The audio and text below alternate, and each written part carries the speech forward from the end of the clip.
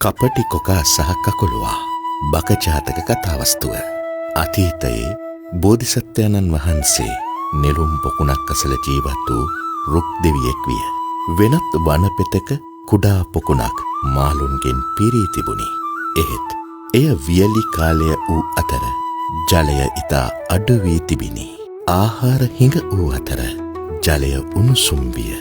කපටි කොකෙක් මෙය සියලු මාළුන් ආහාරයට ගැනීමට හොඳ අවස්ථාවක් ලෙස දුටුවා.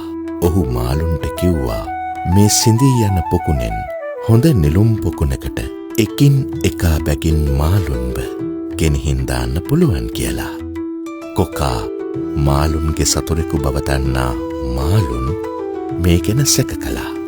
නමුත් කොකා කිව්වා මුලින්ම එක මාළුවෙක් අරගෙන ගිහිල්ලා අලුත් නෙළුම් පොකුණ පෙන්වලා සාක්ෂියක් ලෙස නැවත අරගෙන එන්නම් කියලා.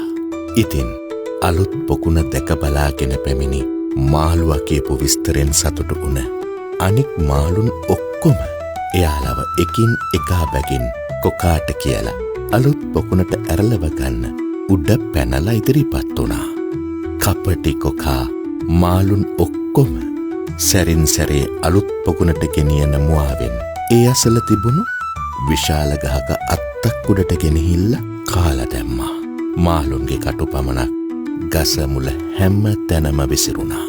කුඩා පොකුණේ අවසන් වැසියා වූ කකුලුවාටද අලුත් පොකුණට යාමට දැඩි උවමනාවක් තිබුණා. නමුත් බුද්ධිමත් කකුලුවා කපටි කොකාව විශ්වාස නොකළ අතර මෝඩ මාළුවන්ට සිදුවන්නට ඇතිදේ ඔහුට ඉවෙන්මෙන් දැනුණා. කපටි කොකාට පාඩමක් උගන්වන්න සිතූ කකුලුවා අවසන් වතාවට නැවත පැමිණි කොකාට මෙහෙම කිව්වා.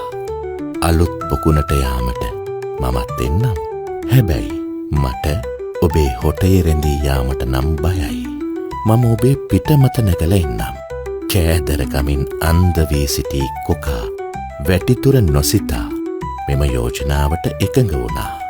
මෙලෙස කකුලුවා පිටමත තබාගත් කොකා අලුත් පොකුණ දෙසට තමාගේ අවසාන පියසැරියට පිටත් වුණා.